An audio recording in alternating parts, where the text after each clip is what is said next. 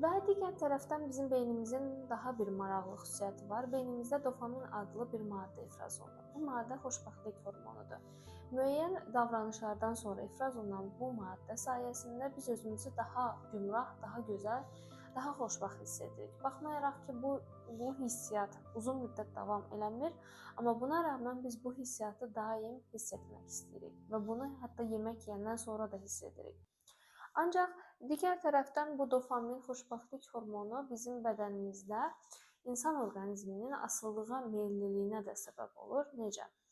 Məsələn, hər hansı bir şeydən sonra ifraz olunan dopamin hormonu bizi məcbur edir ki, həmin şeyi gələn dəfədə edək, yenə bu hissiyatı dadaq.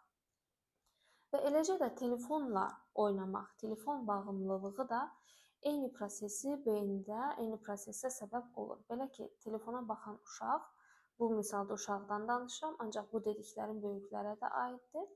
Telefona baxan uşaq telefonda gördüyü görsəl effektlərin təsirindən daimi dopamin hormonu ifraz edir və o yenidən bunu görmək istəyir və beləliklə bir yerdən sonra artıq asılılıq formalaşmağa başlayır.